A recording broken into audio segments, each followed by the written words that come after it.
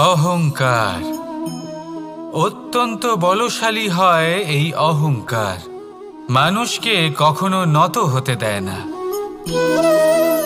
অদ্ভুত ব্যাপার, এই অহংকার যা মানুষকে কখনো নত হতে দেয় না, সেটাই তার পতনের কারণও হয়ে দাঁড়ায়। যেখানে মানুষ এটা ভাবতে শুরু করে যে শুধুমাত্র সেই যোগ্য, সেখান থেকেই তার পতনের আরম্ভ, ঠিক কিনা? দেখুন, যদি কোনো মানুষ এটা ভাবে যে আমি এই সব কিছু করতে পারি, তাহলে তা হলো বিশ্বাস। কিন্তু যদি সে এটা ভাবতে থাকে যে শুধুমাত্র আমি এই কাজ করতে পারি, তাহলে তা হলো সেই ব্যক্তির অহংকার। আর এটা আপনাকে বিনাশের দিকে অবশ্যই নিয়ে যাবে। মনে রাখবেন, যখন আমি আর শুধুমাত্র এই দুই এক হয়ে যায়, সেখান থেকে আপনার পতনের সূত্রপাত হবেই। তাই আপনি কখনোই এই অহংকারের চক্রব্যূহে ফেঁসে যাবেন না। বিশ্বাস রাখুন নিজের ওপর এবং অন্যের ওপরও। আর মনে রাখবেন, বিশ্বাসের মধ্যে বিশ্বের প্রত্যেকটা বস্তু বসবাস করে। তাই এই অহংকারকে ত্যাগ করে ফেলুন আর আত্মবিশ্বাসের ওপর মনোসংযোগ করুন। আর আমার সাথে ভালোবেসে বলুন, রাধা রাধা। মানুষ নিজের জীবনে ঈশ্বরকে খুব মান্য করে। ওনার জন্য কি না করে, ভিন্ন ভিন্ন নামে তাকে স্মরণ করে, তাকে পুজো করে, তার আরাধনা করে। সে জানে যে ঈশ্বর তাকে শক্তি অবশ্যই দেবেন, তাকে সাহায্য অবশ্যই করবেন। কিন্তু যখন প্রশ্ন আসে গুরু এবং ঈশ্বরের, তখন গুরুর মান কখনো কম হওয়া উচিত নয়। কারণ সত্যি বলতে কি, গুরুই হলেন সেই সিঁড়ি যা বেয়ে আপনি ঈশ্বরের কাছে পৌঁছানোর পথ খুঁজে পাবেন। সেই পথ আপনি গুরুর থেকেই পাবেন। গুরু না থাকলে আপনি কখনো ঈশ্বর লাভ করতেই পারবেন না। আর জীবনে অনেক সময় লক্ষ্যের থেকেও অনেক বেশি গুরুত্বপূর্ণ হলো পথ। তাই এই পথের সম্মান করতে শিখুন, অর্থাৎ গুরুকে সম্মান করতে শিখুন। কারণ গুরুই হলেন পরমেশ্বর। তাহলে আসুন আর আমার সাথে ভালোবেসে বলুন, রাধা রাধা। আপনার জীবনে আপনার প্রকৃত বন্ধু আসলে কে? আপনার সব থেকে শ্রেষ্ঠ মিত্র আসলে কে? তিনি যিনি সময় এলে পরে আপনাকে সাহায্য করেন, নাকি তিনি যিনি সময় এলে পরে আপনাকে অর্থ দেন? দেখুন, আমরা হলাম মানুষ, আমাদের জীবনে লেনদেন চলতেই থাকে। এটা আমাদের জীবনের অভিন্ন অংশ। কিন্তু অনেক সময় এমন হয় যে আমরা তাকেই নিজের প্রকৃত বন্ধু বলে মনে করি, যিনি আমাদের একটা বহুমূল্য উপহার দেন, ঠিক কিনা? এবার আপনার জীবনে সেই বহুমূল্য উপহার কোনটা, ওই অমূল্য মিত্র আসলে কে, সেই সিদ্ধান্ত হলো আপনার। কিন্তু যদি আপনি আমাকে জিজ্ঞেস করেন, তাহলে আমার মতে স্বর্ণ, হিরে, মুক্ত, ধন এগুলো বহুমূল্য নয়। বহুমূল্য হলো সঙ্গ, যখন আপনি একা হয়ে যাবেন, সময়, যখন আপনার তাকে প্রয়োজন হবে, সমর্পণ, যখন আপনার বিশ্বাসের প্রয়োজন পড়বে। যে মানুষ আপনার প্রতি এই 3 গুণ প্রদর্শন করেন, যিনি আপনার কঠিন সময়ে আপনাকে অবশ্যই সঙ্গ দেবেন, যখন আপনার প্রয়োজন পড়বে আপনাকে অবশ্যই সময় দেবেন, আপনার প্রতি সম্পূর্ণ সমর্পিত থাকবেন, সেই হলো আপনার আসল মিত্র, সেই হলো আপনার প্রকৃত বন্ধু। কারণ সত্যি বললে, বন্ধুত্বের অর্থই হলো নিজেকে সম্পূর্ণরূপে কারোর কাছে সমর্পণ করে দেওয়া। তাই আপনার সেই বন্ধুর জন্য নিজের প্রাণ উজাড় করে দিন আর ভালোবেসে বলুন, রাধা রাধা। মানুষ জীবনে 3টে কাজ অবশ্যই করে থাকে। কিছু দান করে, কিছু গ্রহণ করে, আর কিছু ত্যাগ করে দেয়। এটাও ভাবতে থাকে যে এটা করলে কিভাবে করবে। দেবার জন্য পর্যাপ্ত ধন নেই, নেবার জন্য সংসারে অত স্নেহ নেই, আর ত্যাগ করার জন্য জীবনে এত সুখই নেই, তাহলে কিভাবে করবে? আসলে আমরা বস্তুগত চাহিদা অর্জনে এত ব্যস্ত হয়ে পড়ি যে আমরা বুঝতেই পারি না যে কি নেবার আছে, কি দেবার আছে, আর কি ত্যাগ করার আছে। তাহলে আজ আমি আপনাকে বলেই দিই, মনে রাখবেন এই তিনটে গুরুত্বপূর্ণ গুণ, তিনটে গুরুত্বপূর্ণ কথা। দেবার জন্য আছে দান, নেবার মতো আছে জ্ঞান, আর ত্যাগ করার মতো আছে অহংকার। যখন আপনি দান করতে শিখে যাবেন, জ্ঞান অর্জন করার শক্তি আপনা থেকেই আপনার মধ্যে চলে আসবে। আর যখন এই জ্ঞান আপনার মধ্যে প্রবেশ করবে, অহংকার আপনা থেকেই আপনার থেকে দূরে চলে যাবে। যে ব্যক্তি এই তিনের মধ্যে ভারসাম্য বজায় রাখতে পারে, তার বর্তমান, ভূত, ভবিষ্যৎ, লোক, পরলোক সব কিছু শুধরে যায়। যেই দিন আপনি দান করতে শিখে যাবেন, জ্ঞান আহরণ করতে শিখে যাবেন, অভিমান ত্যাগ করতে শিখে যাবেন, আপনার সর্বশক্তিশালী, সর্বশক্তিমান পরমেশ্বরেরও প্রয়োজন পড়বে না। কারণ তখন ঈশ্বর আপনার মধ্যেই বাস করবেন। তাহলে আসুন আর আমার সাথে ভালোবেসে বলুন, রাধা রাধা। জীবনে অনেক সময় সমস্যা আমাদের চারদিক থেকে ঘিরে ফেলে। এই সমস্যা নানান ধরনের হতে পারে। আর্থিক সমস্যা হতে পারে, পারিবারিক সমস্যা হতে পারে, কোনো সম্পর্ক নিয়ে সমস্যা হতে পারে, কখনো কোনো দৈনিক সমস্যা হতে পারে, কখনো কোনো দ্বন্দ্ব হতে পারে, অনেক সমস্যা হতে পারে। কিন্তু যখনই কোনো সমস্যা আসে, আমাদের মনে তার জন্য একটা উত্তর অবশ্যই থেকে থাকে, যা আমাদের অন্তরে রয়েছে। একে আমরা বলি আত্মা। আত্মা হলো পরমাত্মারই রূপ, আর পরমাত্মা তা কখনোই কিছু অনুচিত চাইবে না, তাই তো? এই আত্মা খুব ভালো করে জানে যে কোনটা উচিত আর কোনটা অনুচিত। যদি আসল বিষয়ের কথা বলি, তাহলে আপনাকে নিজের মনকে বুঝতে হবে। কারণ আত্মা তো পরমাত্মা থেকেই আসে, কিন্তু এই মন মানুষ জন্ম থেকেই প্রাপ্ত করে, যার বিকাশ হয় এই সংসারকে দেখে। যেদিন আপনার এই মন আর আপনার এই আত্মা এই দুই এক হয়ে যাবে, আত্মসাৎ হয়ে যাবে, সেদিন আপনার জীবনে না কোনো সমস্যা থাকবে, না কোনো ঝঞ্ঝাট থাকবে, না কোনো সংকট থাকবে। কারণ আপনার কাছে সেই সমস্ত সমস্যার, সমস্ত বিপদের সমাধান থাকবে, আর তাও আপনারই অন্তরে। তাহলে আসুন আর আমার সাথে ভালোবেসে বলুন, রাধা রাধা।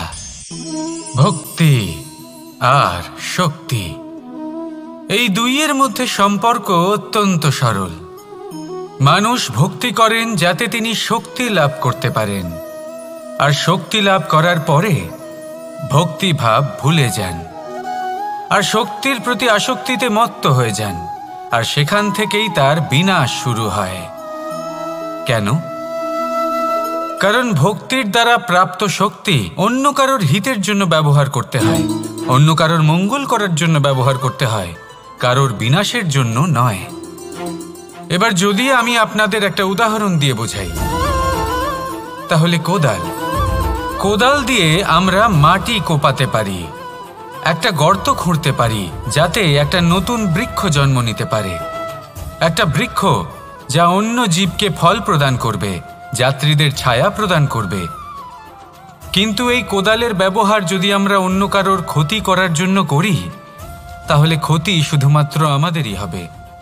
তাই জীবনে যদি আপনি কোনো শক্তি লাভ করেন, হয়তো ভক্তির দ্বারা বা অন্য যেখান থেকেই হোক, তার সদ্ব্যবহার করতে শিখুন, নয়তো এই প্রাপ্ত শক্তি আপনার পতনের কারণ হয়ে দাঁড়াবে। তাহলে আসুন আমার সাথে ভালোবেসে বলুন, রাধা রাধা। বরদান অত্যন্ত বিচিত্র এক বিষয়, কিন্তু দেখতে গেলে এই বরদান কি না করতে পারে। এক দরিদ্রকে রাজা বানিয়ে দিতে পারে, একজন দুর্বলকে এই সংসারের সবথেকে শক্তিশালী ব্যক্তি বানিয়ে দিতে পারে। কিন্তু আমরা ভুলে যাই এক অত্যন্ত গুরুত্বপূর্ণ কথা। বরদান এই শব্দের শেষে দান লুকিয়ে রয়েছে। এই দান কথাটা অত্যন্ত গুরুত্বপূর্ণ। আমাদের মনে রাখা উচিত এই বরদান আমরা দানে পেয়েছি, আর তাই তার সম্মান করা উচিত, কখনোই অহংকার করা নয়। আর যে ব্যক্তি বরদান পেয়ে অহংকার করেন, তার যা ক্ষতি হয় তা হলো এই বরদান তার থেকে কেড়ে নেওয়া হয়।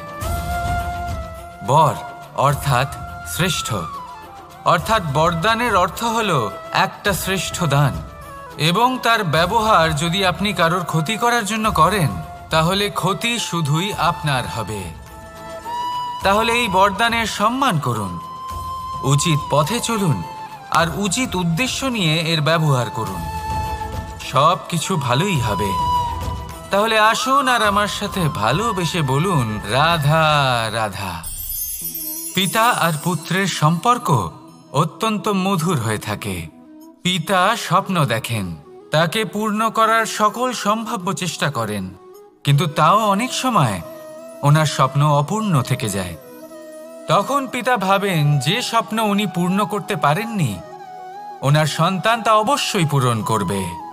যে স্থানে উনি কখনো পৌঁছতে পারেননি সেই স্থানে ওনার পুত্র অবশ্যই পৌঁছবে। পিতা নিজের সন্তানের ভবিষ্যৎ নিয়ে সেই স্বপ্ন দেখেন, আর যখন সেই সন্তান সামনে এগোতে থাকে তখন তার দুঃখ হয় না, বরং গর্ব হয়। ওনার ভালো লাগে এটা দেখে যে ওনার সন্তান অনেক উন্নতি করছে। কিন্তু যখন সন্তান নিজের অভিভাবকের শক্তি দেখে, তার যশ দেখে হিংসা করতে থাকে, সমস্যা সেইখানেই শুরু হয়। সেই জন্য সকল সন্তানকে এটা মনে রাখতে হবে, দেখুন, পুত্র হবার সুবাদে, এক সন্তান হবার সুবাদে এটা হলো আপনার অধিকার যে আপনি আপনার পিতার থেকে বেশি উন্নতি করবেন। আপনার পিতাও এটাই চান, কিন্তু সুস্থভাবে এটা করুন। একটা রেখা টেনে নিন যাতে আপনি তাতে এগোতে পারেন আর আপনার পিতার তাতে গর্ববোধ হয়, আর সেই বিষয়ে দুঃখ না হয় যে আমার সন্তান আমাকেই ছোট করার চেষ্টা করছে। ইতিহাস সাক্ষী রয়েছে, যে মানুষ অন্য কাউকে ছোট করার চেষ্টা করেছেন সেই মানুষই ছোট হয়ে গেছেন। আর আমার মনে হয় না আপনি এটা চান, কারণ কোনো একদিন আপনিও কারোর পিতা হবেন। আসুন আমার সাথে ভালোবেসে বলুন রাধা রাধা। সাথী, সাথী এই শব্দটির ব্যাখ্যা কে কিভাবে করে? মিত্র, সখা, বন্ধু, কিন্তু অর্থ একটাই, তিনি যিনি আপনার সঙ্গী হন আর তিনি যার সাথী আপনি হন। এবার সব থেকে বড় প্রশ্ন হলো এটাই যে তিনি কে হতে পারেন যাকে আপনি আপনার সাথী বলে মেনে নিতে পারেন, নিজের সখা, নিজের মিত্র, নিজের বন্ধু মেনে নিতে পারেন। আপনার সাথী হলেন তিনি যিনি দুঃখের সময় আপনার পাশে থাকবেন, আপনার হাত ধরে থাকবেন। আপনার সাথী হলেন তিনি যার হাত আপনি নিজের সুখের দিনে ধরে থাকবেন। সেই সাথীরই হাত ধরুন যিনি দুঃখে সবসময় আপনাকে সাহায্য করার জন্য তৎপর হয়ে থাকেন, আপনার পাশে থাকেন, আর যাকে সুখের দিনে আপনি আপনার সাথে রাখতে পারেন।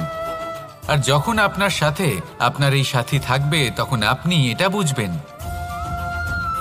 যে যখন জীবনে দুঃখ আসে তখন এই দুঃখ কমে যায়, সবার মধ্যে ভাগ হয়ে যায়।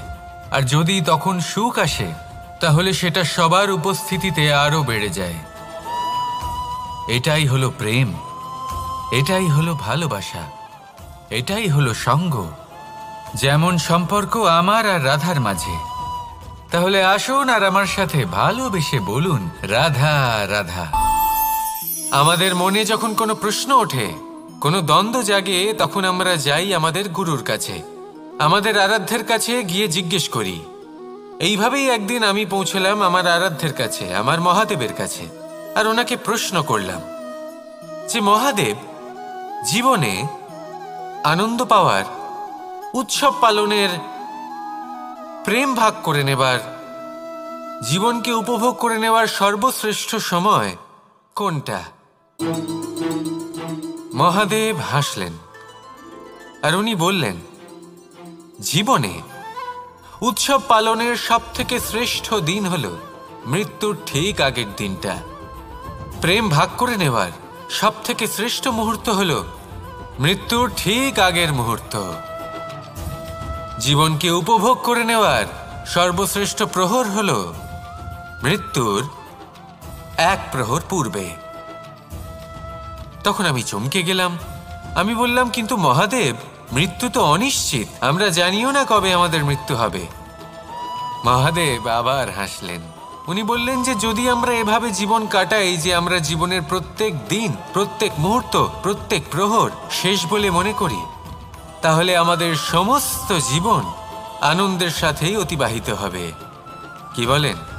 তাহলে আপনিও এই কথা মনে রাখুন আর আমার সাথে ভালোবেসে বলুন, রাধা রাধা। জীবনে অগ্রসর হওয়ার জন্য আমাদের কাকে প্রয়োজন হয়? মাতা পিতা, বন্ধু, প্রেম, সাহায্য, অর্থ, পরিশ্রম, আশা। ভিন্ন ভিন্ন মানুষ ভিন্ন ভিন্ন বিকল্প চয়ন করে।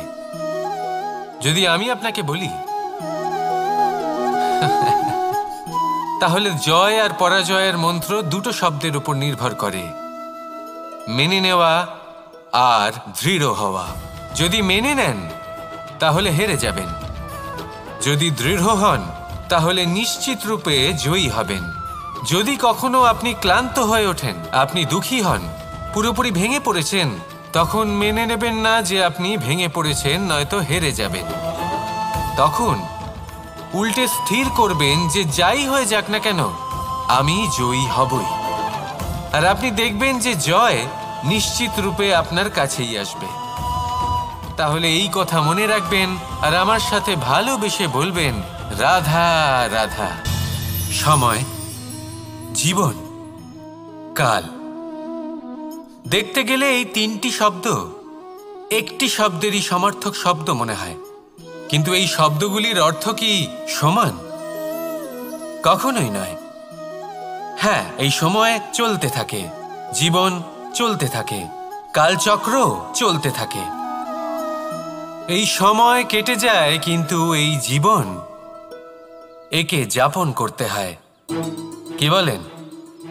এই জীবনে কিছু করুন বা কিছু না করুন, জীবন এমনি কেটে যাবে, আপনি জানতেও পারবেন না।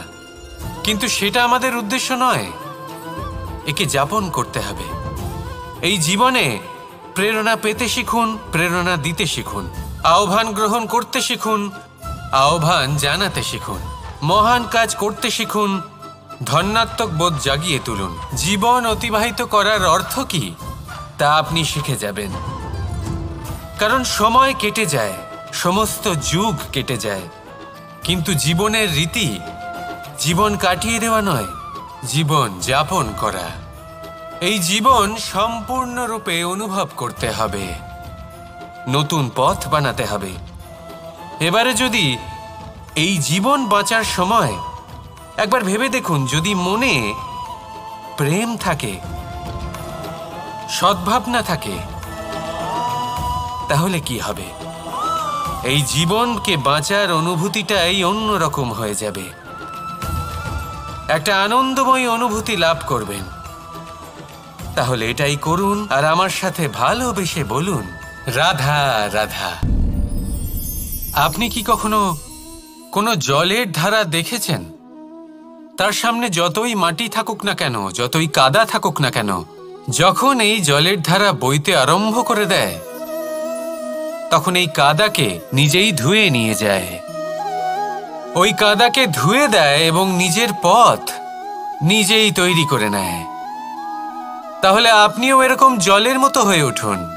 যদি হয়ে উঠতে পারেন, তাহলে নিজের মনের, নিজের ভাবনার, নিজের জীবনের যত অনাবশ্যক তত্ত্ব আছে, অনুপযোগী অংশ রয়েছে, অর্থাৎ অপরিষ্কার অংশ রয়েছে, তা নিজে থেকেই নির্মল হয়ে উঠবে। আর যেরকম জলের ধারা কখনো থেমে থাকে না, সব সময় বয়ে চলে, সেইভাবে আপনিও কখনোই থামবেন না। সবসময় বয়ে চলুন, এগোতে থাকুন। পথে যদি অনেক বিপদ আসে, সমস্যা আসে, থামবেন না, তার উপর নিরন্তর প্রহার করুন, নিরন্তর প্রয়াস করুন আর অগ্রসর হন। আপনি ভেবে দেখুন, এই জলের ধারা কখনো থেমে থাকে না, সবসময় বয়ে চলে, বিপদের সম্মুখীন হয়ে তাকে সাথে বয়ে নিয়ে চলে। সেই জন্য জলের ধারা, প্রবাহমান এই ধারা, এর থেকে কখনো দুর্গন্ধ আসে না, এতে কখনো ময়লা জমতে পারে না, বরং পালিত হয় সুন্দর প্রাণবন্ত জীবজন্তু, যেমন সুন্দর ছোট মাছ। তাই আপনিও এটাই করুন, কখনো থামবেন না, শুধু চলতে থাকুন। জলের ধারার মতো বইতে থাকুন। আপনি আপনার লক্ষ্য অবশ্যই খুঁজে পাবেন, আর তার সাথে নিজের অন্তরের যে মালিন্য রয়েছে তা আপনি নিজেই নিজের থেকে দূরে করে দেবেন। তাহলে আসুন আর আমার সাথে ভালোবেসে বলুন, রাধা রাধা। এবার অনেক সময় মানুষের মনে এরকম প্রশ্ন আসে যে এই সংসারে সবথেকে বড় বিপদ কি? কেউ বলে ধর্ম সংকট, আবার কেউ বলে প্রাণের উপর আসা সংকট। প্রত্যেক মানুষের জীবনে বিভিন্ন সংকট আসে, আর এই সমস্ত সংকট অত্যন্ত বিচিত্র হতে পারে। এই সমস্ত সংসার হলো সংকট দ্বারা পরিপূর্ণ। ঠিক আছে, আপনাকে একটা উদাহরণ দিই। একজন ধনী ব্যক্তি, এবার ওনার জীবনে সংকট কি হতে পারে? সংকট এটাই যে কেউ তার সম্পত্তি চুরি না করে নেয়, আমরা বুঝতে পারছি। এবার একজন চোর, তার জীবনে সংকট কি হতে পারে? যে চুরি করার সময় সে যদি তার একটা কাশি চাপতে না পারে তাহলে সে ধরা পড়ে যেতে পারে, ঠিক কিনা? আবার অনেক সময় এমনও হয় যে যার জন্য আমি সংকট, সেও আমার কাছে সংকট। যেমন এই পরিস্থিতিতে দেখুন, সংকট হলো সংকট, এ তো জীবনে থাকবে, কিন্তু এর সম্মুখীন কিভাবে হওয়া যায়? খুব সরল। সব এটার ওপর নির্ভর করে, মনের ওপর। এই মনকে নিয়ন্ত্রণ করলে সব ঠিক থাকবে। এবার যদি ধনী ব্যক্তি মনকে নিয়ন্ত্রণ করে ফেলেন, নিজের অর্থের ব্যবহার শুভ কাজের জন্য, সমাজের সেবার জন্য বিকাশ করতে করেন, ওই অর্থকে একত্রিত করে না রাখেন, তাহলে চুরির সমস্যা, এই সংকট সেখানেই কেটে যাবে। এবার যদি কথা বলি সেই চোরের, তাহলে চোর যদি নিজের মনকে সংযত করে নেয়, যদি নিজের কর্মকে নিয়ন্ত্রণ করতে পারে, তাহলে এমন কোনো স্বর নেই যা ওকে ধরা পড়তে বাধ্য করবে। সেই জন্য জীবনে সংকট যতই আসুক, যত বড়ই সংকট আসুক না কেন, কবচ হলো একটাই, আর এই কবচের নাম হলো আত্মনিয়ন্ত্রণ। নিজের মনকে নিয়ন্ত্রণে রাখতে শিখুন। এটা নিজের জীবনে প্রয়োগ করে তো দেখুন। যদি আপনি করতে পারেন তবে আপনি দেখবেন যে সংকট তো জীবনে আসা যাওয়া করে, কিন্তু সেই সংকটগুলির সম্মুখীন আপনি এইভাবে করতে পারবেন। তাহলে সেটাই করুন, আর আমার সাথে ভালোবেসে বলুন, রাধা রাধা। এই দড়িটা দেখুন, ছোট ছোট রেশম দ্বারা তৈরি, এটা সরু সুতো দ্বারা তৈরি হয়েছে এটা, আর এ অত্যন্ত কোমলও বটে। আর আপনি চাইলে এটা সোজাও করে দিতে পারেন, আর চাইলে এটা বেঁকিয়েও দিতে পারেন, আর যদি চান তাহলে এটা গোল গোল করে বেঁধে কোথাও রেখেও দিতে পারেন। এবার এই কোমল দড়ি যদি কোনো নিষ্ঠুর কঠিন পাথরে বারংবার জড়িয়ে দেওয়া হয়, তাহলেও তাকেও কাটতে পারে, নিজের ছাপ ছেড়ে যেতে পারে, সেটার আকারও বদলে ফেলতে পারে। এবার এর কারণ কি? এর কারণ হলো অভ্যাস আর নিরন্তর প্রচেষ্টা। যদি আপনিও চেষ্টা করেন আর নিরন্তর কর্ম করে যান, তাহলে আপনার প্রারব্ধ পাথরের মতো কঠিনই হোক না কেন, তাতে ভাঙন ধরিয়েও আপনি নিজের লক্ষ্যে অবশ্যই পৌঁছতে পারবেন। একটা গুরুত্বপূর্ণ কথা মনে রাখবেন, সুকর্মের অভ্যাস আর নিরন্তর প্রয়াস, এই হলো সাফল্যের মন্ত্র। তাহলে জীবনে এই মন্ত্র আনুন, আর আমার সাথে ভালোবেসে বলুন, রাধা রাধা। বসন্ত ঋতু, এই সময় মন আনন্দে ভরে থাকে। এমন মনে হয় যেন আমরা আকাশে বিচরণ করতে চলে যাই, কিন্তু সেটা তো সম্ভব নয়। সেই জন্য হয়তো আমরা ঘুড়ি ওড়াই, এই ঘুড়িকে নিজেদের প্রতিরূপ মনে করে। এবার অনেক মানুষ আছেন যারা ঘুড়ি ওড়ান, কিন্তু এই কর্মের সারমর্ম কি সেটা কজন বুঝতে পারেন? আপনি এটা মনে করুন যে আপনি হলেন সেই ঘুড়ি, আর এই সুতো যিনি ধরে রয়েছেন তিনি হলেন পরমাত্মা। আর এই সুতো যেখান থেকে শুরু হয় সেই লাটাই হলো আমাদের কর্মচক্র। এবার আপনি নিজেই অনুমান করুন যে এই উড়ান কার ওপর নির্ভরশীল, পরমাত্মার ওপর আর আপনার কর্মের ওপর। যদি পরমাত্মা আপনার হাত ধরে থাকেন, আপনার সাথে থাকেন, যদি আপনি শুভ কর্ম করতে থাকেন, আপনি এই আকাশে উড়তে থাকবেন। কিন্তু কোথাও যদি পরমাত্মার সাথে এই বন্ধন ছিন্ন হয়, আপনার কর্মচক্র খারাপ হয়ে যায় বা থেমে যায়, তাহলে আপনার এই ঘুড়ি কেটে যাবে আর দূরে কোনো গাছের ডালে গিয়ে আটকে যাবে। তাই শুধুমাত্র ঘুড়ি ওড়াবেন না, তার থেকে শিখুন, পরমাত্মার সাহচর্যে থাকুন, সবসময় শুভ কর্ম করতে থাকুন আর সবসময় এই আকাশে উড়তে থাকুন। আসুন আর আমার সাথে ভালোবেসে বলুন, রাধা।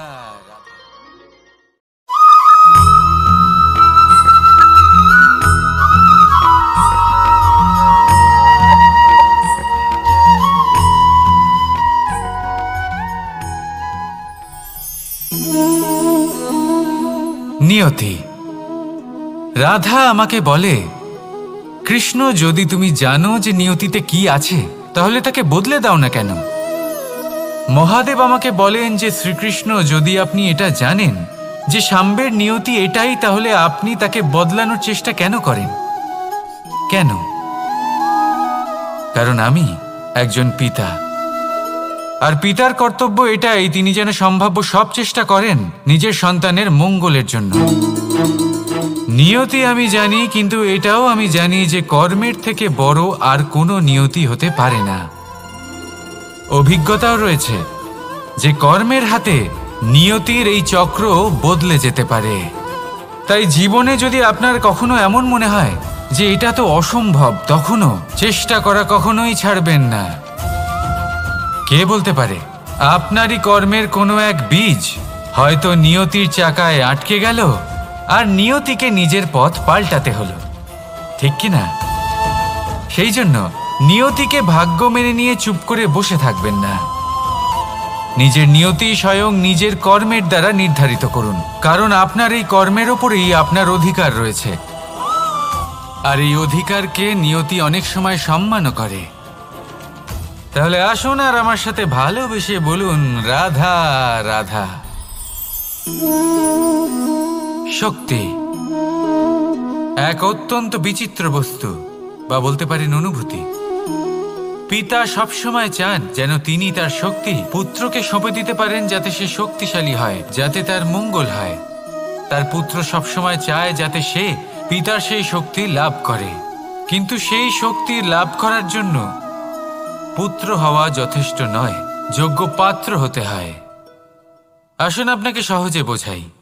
যদি আপনি সুপাত্র হন আর আপনাকে শক্তি দেওয়া হয়, তাহলে আপনি সেই শক্তির গুরুত্ব বুঝবেন, কোথায় সেই শক্তি প্রয়োগ করা উচিত সেটা বুঝবেন। আর এটা যেহেতু অর্জন করা শক্তি হবে, সেই শক্তির অপব্যবহার হবে না। কিন্তু যদি এই আপনি কুপাত্র হন আর যদি আপনাকে এই শক্তি দেওয়া হয়, তাহলে কি হবে? দেখতে গেলে এই শক্তি আপনি দান হিসেবে পেয়েছেন, তাই না আপনি এই শক্তির গুরুত্ব বুঝবেন আর না এর প্রয়োগ আপনি জানবেন। তার অপব্যবহার হওয়া সুনিশ্চিত। তাই যদি আপনি কোনো শক্তি অর্জন করতে চান, তাহলে আগে তার যোগ্য হয়ে উঠুন, পুত্র নয় পাত্র হয়ে উঠুন। আর আমার সাথে ভালোবেসে বলুন, রাধা রাধা। কথায় আছে, প্রত্যেক পুত্র তার পিতার প্রতিচ্ছবি হয়, আর সমস্ত প্রতিচ্ছবি চায় যেন সে তার অস্তিত্ব প্রাপ্ত করতে পারে। পুত্র চায় সে যেন তার পিতার মতো হয়, বা কখনো কখনো তার থেকেও শ্রেষ্ঠ হয়। সেটা কোনো অনুচিত ব্যাপার নয়। অনুচিত তখন হয় যখন পুত্র নিজের পিতার মতো হবার স্বপ্ন পূরণ করতে গিয়ে বা তার থেকেও শ্রেষ্ঠ হওয়ার স্বপ্ন পূরণে অনুচিত পথের আশ্রয় নেয়। কারণ তারপরে সে তার পিতার গুণগুলি আত্মসাৎ করতে চায় না। সে শুধুই এটা চায় যে সংসারের চোখে যেন আমি শ্রেষ্ঠ প্রমাণিত হই। এটা অনুচিত। সংসারে এমন অনেক মানুষ আছেন যারা এই কারণে শ্রেষ্ঠ হওয়ার চেষ্টা করেন যাতে তার পরিবারের তার পিতার সম্মান বৃদ্ধি পায়। এমনও মানুষ থাকেন, আর এটাই হলো পার্থক্য উদ্দেশ্যের। মনে রাখবেন, যদি আপনার উদ্দেশ্য শুভ হয় তাহলে পথও শুভ হবে, যদি আপনার উদ্দেশ্য অশুভ হয় তাহলে পথও অশুভ হবে। তাহলে নিজের পিতার মতো হবার চেষ্টা অবশ্যই করুন, তার থেকেও শ্রেষ্ঠ হওয়ার চেষ্টা অবশ্যই করুন, কিন্তু মনে রাখবেন আপনার সংকল্প আর আপনার উদ্দেশ্য এই দুই শুভ হওয়া উচিত। তাহলে আসুন আর আমার সাথে ভালোবেসে বলুন, রাধা রাধা। শক্তি শক্তি অর্জন করা এতটা কঠিন নয় যতটা শক্তি লাভ করার পরে সেই শক্তি সামলানো কঠিন হয়।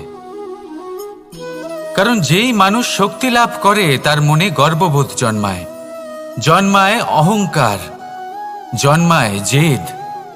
তাই শক্তি প্রাপ্ত করার সাথে বিনম্র থাকাও অত্যন্ত আবশ্যক। আর এটা আমাদের শেখা উচিত বৃক্ষের থেকে। বৃক্ষ যা আমাদের ফল দেয়, বৃক্ষ যা যত ফল দেয় ততটাই ঝুঁকে যায়। আমরা পাথর মারি ওই বৃক্ষের থেকে ফল প্রাপ্ত করার জন্য। সেই পাথরের মার সহ্য করেও বৃক্ষ আমাদের ফল দেয়। কোনো গর্ববোধ নেই, কোনো অহংকার বোধ নেই। আর সেই জন্য এই বৃক্ষের পুজো করা হয়। এটাই হলো মাহাত্ম্য শক্তির সাথে বিনম্রতার। যদি এই শক্তি সৃজন করে থাকে, সাহায্য করে থাকে, সম্বল হয়ে থাকে, তবেই সেই শক্তি উপযুক্ত। আর নয়তো সেই শক্তি একদিন আপনাকে আসক্ত অবশ্যই করবে। তাহলে শক্তি অবশ্যই অর্জন করুন, কিন্তু তার সাথে সেই শক্তি সামলানোর মতো বিবেকও আপনাকে অবশ্যই জাগ্রত করতে হবে। তাহলে আসুন আমার সাথে ভালোবেসে বলুন, রাধা রাধা।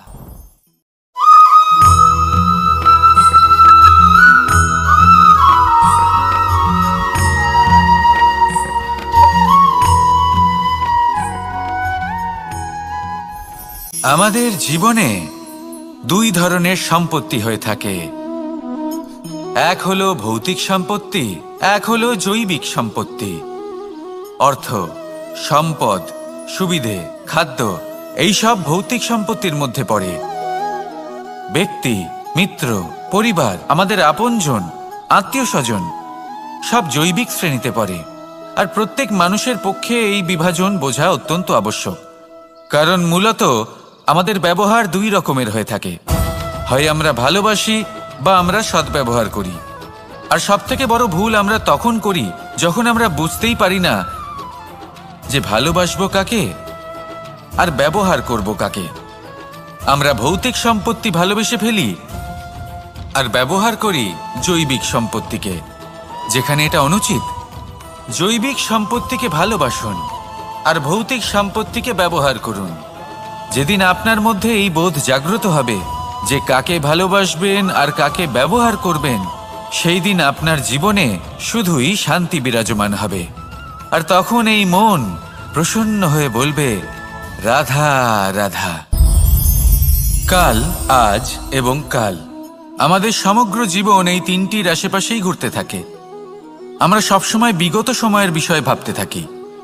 অতীতে যদি আমাদের দ্বারা কোনো ভুল হয়, সেই বিষয়ে ভেবে ভেবে আমরা সবসময় অনুতাপ করতে থাকি। এটা উচিত নয়। দেখুন, অতীতের থেকে শিক্ষা লাভ করা অত্যন্ত আবশ্যক, কিন্তু সেই ভুল যাতে আবার না হয় সেই কাজটা কিন্তু আপনাকে বর্তমানেই করতে হবে, তাই না? দ্বিতীয় কথা, আমরা সবসময় ভাবি আগামী দিনের বিষয়ে, ভবিষ্যতের বিষয়ে। আমরা ভাবি যে কাল করে নেব, আজ এই কাজ করতে পারছি না, কোনো ব্যাপার নয়, কাল করে নেব। আজ কাজটা শুরু করতেই পারলাম না, কোনো ব্যাপার নয়, কাল করে নেব। আজকের দিনটাই ভালো ছিল না, কোনো ব্যাপার নয়, সেটা কাল করে নেব। ব্যাপারটা বুঝুন, আপনি নিজের সময় নষ্ট করছেন। দেখুন, এই যে কাল, তা কখনোই আপনার হাতে আসবে না। তাই যে কাজ করতে চান সেটা আজকেই করুন, অন্তত শুরুটা করুন। কারণ এই আগামী সময় তা সবসময় আপনার থেকে এক কদম আগে থাকবে, একদিন এগিয়ে থাকবে।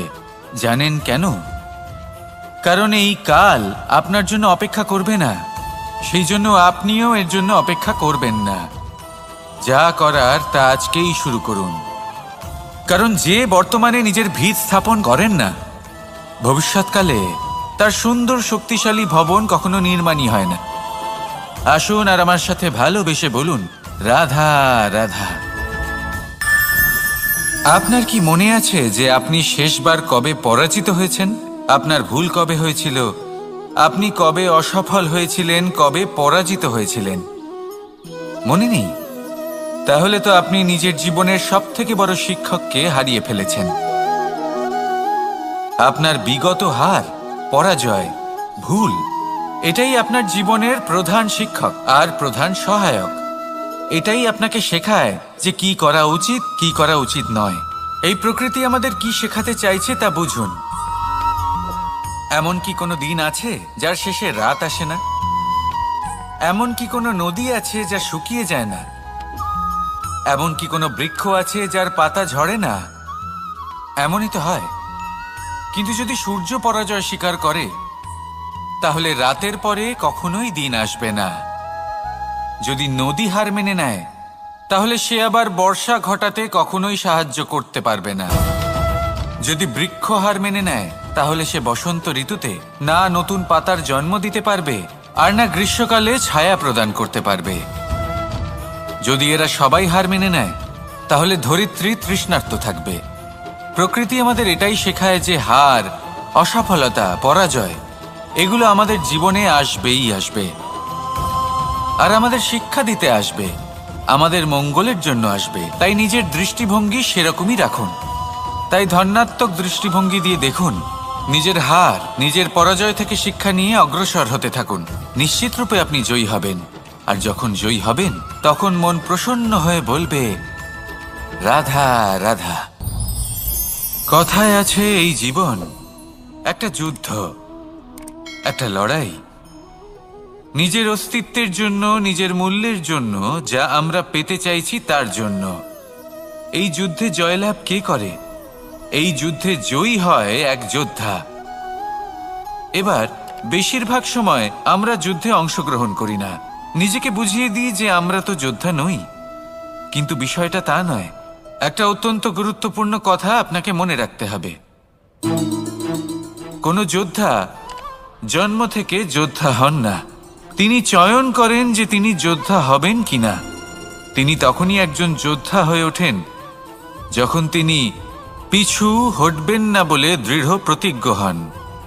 যদি ওনার সামনে অন্যায় হয়, তার বিরোধিতা করার জন্য দৃঢ় প্রতিজ্ঞ হন, তবেই তিনি যোদ্ধা হয়ে ওঠেন। কেউ জন্ম থেকেই যোদ্ধা হয়ে এই পৃথিবীতে আসেন না। আপনি কি হতে চান? সেই দর্শক হতে চান যারা যুদ্ধভূমিতে বসে থেকে অন্য কারোর জয় উচ্ছ্বাস প্রকাশ করেন?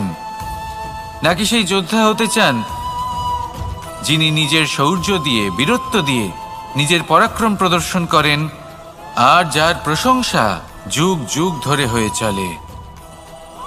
আপনি কি হতে চান, সেই সিদ্ধান্ত আপনারই।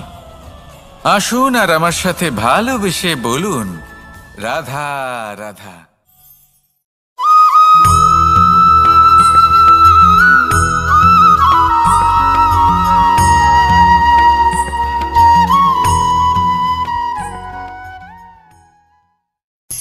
শব্দই হলো শূন্য, শব্দই হলো আরম্ভ, শব্দই হলো অন্ত, শব্দই হলো অমর, শব্দই হলো ব্রহ্ম। এই শব্দ হলো অত্যন্ত বিশেষ। কেউ কাঁদলে তাকে হাসিয়ে তোলে, কেউ হাসলে তাকে কাঁদিয়ে দেয়। কারোর মনে উদ্দীপনা জাগিয়ে তুলতে পারে, আবার কারোর মনে কাঁটা হয়ে বিঁধে থাকতে পারে। একটা অত্যন্ত গুরুত্বপূর্ণ কথা যা বোঝা অত্যন্ত আবশ্যক। আপনার মন, আপনার হৃদয় যতই শুদ্ধ হোক না কেন, যতই পবিত্র হোক না কেন, আপনার দৃষ্টিভঙ্গি যতই স্পষ্ট হোক না কেন, যদি আপনার কথা পবিত্র না হয়, যদি আপনার শব্দ শুদ্ধ না হয়, তাহলে তা আপনাকে আপনার কর্মফল ভোগ করতে বাধ্য করবেই। একটা সহজ উদাহরণ দিই। আপনার জীবনে এমন কেউ অবশ্যই থাকবেন যাকে আপনি পছন্দ করেন না, যিনি হয়তো অধর্মী মানুষ, যিনি হয়তো দুর্বুদ্ধি সম্পন্ন মানুষ, কিন্তু তার জন্য অপশব্দ প্রয়োগ করলে তার মধ্যে কোনো পরিবর্তন আসবে না, তার মানসিকতা বদলাবে না, শুধু মনে প্রতিশোধ স্পৃহা জেগে উঠবে। মনে হিংসা জাগবে, আর কিচ্ছু নয়। সেই জন্য নিজের শব্দকে নিয়ন্ত্রণ করুন, নিজের কথা সংযত করুন।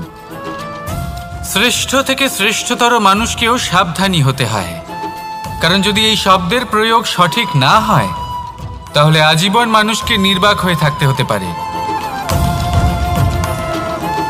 তাহলে নিজের শব্দ নিয়ন্ত্রিত রাখুন, নিজের কথাকে শুভ করুন, এতে প্রেমবোধ জাগিয়ে তুলুন, আর সেই প্রেমবোধ নিয়েই বলুন রাধা রাধা। বরদান এবং অভিশাপ এই দুই হলো একই মুদ্রার দুটি পিঠ। এই বরদান আমরা অনেক কারণে পেতে পারি, কখনো নিজের পরিশ্রমের কারণে, কখনো নিজের তপস্যার কারণে, কখনো আমাদের পূর্বপুরুষদের কর্ম ও তপস্যার কারণে। কিন্তু এই বরদান কতক্ষণ বরদান থাকবে তা আমরা নিশ্চিত করতে পারি না, তা সুনিশ্চিত করে শুধুমাত্র আমাদের কর্ম। যদি আপনাকে উদাহরণ দিই, আপনি রেশমের কীট দেখেছেন? ও বরদান পেয়েছে যে ও নিজের সুরক্ষার জন্য খোলস বানাতে পারে। এবারও তাতে এত মত্ত হয়ে যায় যে এমন এক আবরণ বানিয়ে ফেলে যাতে সে নিজেই আবদ্ধ হয়ে চাপা পড়ে মরে যায়। এটার তাৎপর্য কি? তাৎপর্য খুবই সরল। গর্ব করা খুবই ভালো, কিন্তু অহংকার করা কখনোই উচিত নয়। যদি অহংকার মনের মধ্যে প্রবেশ করে তাহলে এই বরদান অভিশাপে পরিণত হতে সময় লাগে না। আর যদি কর্মশ্রেষ্ঠ হয় তাহলে অভিশাপও বরদানে পরিণত হয়। তাহলে আসুন শ্রেষ্ঠ কর্ম করুন আর আমার সাথে ভালোবেসে বলুন রাধা রাধা। সুখ, দুঃখ, মৃত্যু, মহামারী এগুলো কখনো বলে আসে না, আবার জিজ্ঞাসা করেও আসে না। এমনই হয় দ্রুত ক্রীড়ার এই খেলায়। এক কারাগারের মতো, একটা মাকড়সার জালের মতো। যেমন একটা মাকড়সার জাল একটা পোকাকে নিজের দিকে আসতে আকর্ষিত করে নিজের চমকের দ্বারা, নিজের গঠন দ্বারা, সেরকমই দ্রুত ক্রীড়ার এই খেলা মানুষকে নিজের দিকে আসতে প্ররোচিত করে। শেষে গিয়ে মানুষ আটকা পড়ে। পার্থক্য শুধু এটাই, যখন এক পোকা এই জালে জড়িয়ে পড়ে তখন সে তার প্রাণ হারায়। মানুষ যখন এই দ্রুত ক্রীড়ায় আকর্ষিত হয় সে নিজের মান, নিজের ধন সব কিছু হারায়, নিজের বিবেক হারিয়ে ফেলে। কিন্তু আপনি আপনার বিবেক কখনোই হারাবেন না। যদি আপনার মনে লোভ চলে আসে আপনি লোভী হয়ে ওঠেন। যদি আপনি দ্রুত ক্রীড়ার এই খেলায় আটকা পড়েন তাহলে মনে রাখবেন এই খেলা থেকে ফিরে আসা প্রায় অসম্ভবই বলা যায়। নিজের বিবেক কখনো হারাতে দেবেন না, কারণ বিনাশ আসার প্রথম লক্ষণ হলো বিবেকের বোধ চলে যাওয়া। এই প্ররোচনায় কখনো পা দেবেন না। আর আমার সাথে ভালোবেসে বলুন রাধা রাধা। বিজয়, বিজয় লাভের জন্য মানুষ কি না করে থাকে, যে কোনো সম্ভাব্য প্রচেষ্টা করে। কিন্তু নিজের বিজয় লাভের জন্য বাজিতে যা ইচ্ছে তাই রেখে দেওয়া কি উচিত কাজ? কখনোই নয়। নিজের হারানো সম্মান, নিজের হারানো সম্পত্তি, নিজের হারানো অধিকার ফিরে পাওয়ার শুধু একটাই পথ রয়েছে, আর তা হলো পুরুষার্থ, দ্রুত ক্রীড়া নয়। যে মানুষ নিজেই হেরে গেছে, নিজেই নিজের জয়লাভ করার জন্য অন্য কাউকে কিভাবে বাজিতে রাখতে পারে? এ হলো সম্পূর্ণরূপে অনুচিত। অনেক সময় অনেক ধন লাভ করার জন্য, অনেক সম্পত্তি লাভ করার জন্য আমরা নিজের আসল ধন, আমাদের আপনজন, তাদেরকে হারিয়ে ফেলতেও প্রস্তুত হয়ে যাই। এটা একেবারেই উচিত নয়। যত বড়ই সংকট আসুক না কেন আমাদের আপনজনদের আমাদের সাথেই রাখা উচিত। নিজের বিজয়ের জন্য ওনাদের বাজি রাখা ঠিক নয়। এই ভুল কেউ একজন করেছেন, আপনি তা ভুলেও করবেন না। রাধা রাধা। নারী জন্মসূত্রে কারোর কন্যা, ধর্মসূত্রে কারোর পত্নী, আর কর্মসূত্রে কারোর মা। আমাদের মনে এই ছবি আঁকা রয়েছে একজন নারীকে নিয়ে, তাই না? একটা অতুলনীয় ভূমিকা রয়েছে নারীদের আমাদের জীবনে, আর নারী ছাড়া আমরা কিছুই নই।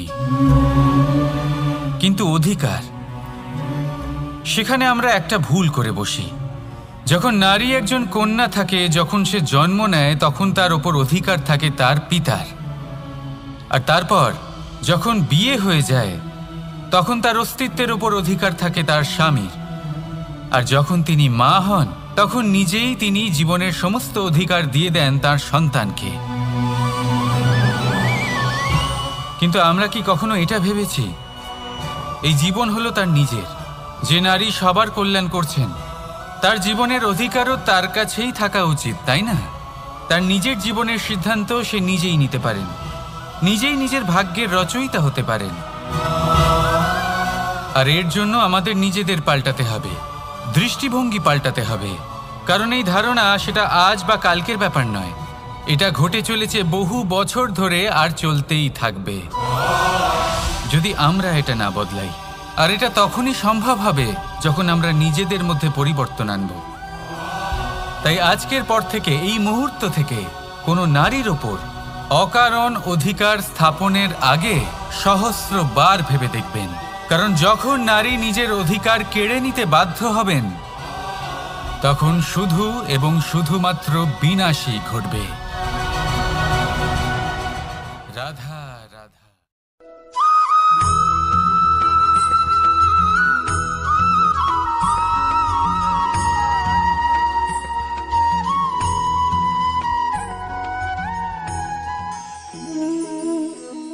আপনার জীবনেও কি সমস্যা রয়েছে? অবশ্যই থাকবে। প্রত্যেকের জীবনেই সমস্যা থাকে।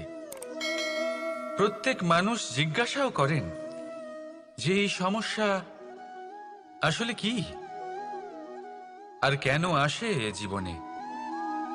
আপনাকে একটা কথা বলে দিই যে সমস্যা আসলে সেটা নয় যা আপনার পথে বাধা সৃষ্টি করে, বরং সমস্যা হলো সেটাই যেটা আপনি তখন দেখতে পান যখন আপনার একাগ্রতা আপনার পথ থেকে, আপনার লক্ষ্য থেকে সরে যেতে থাকে।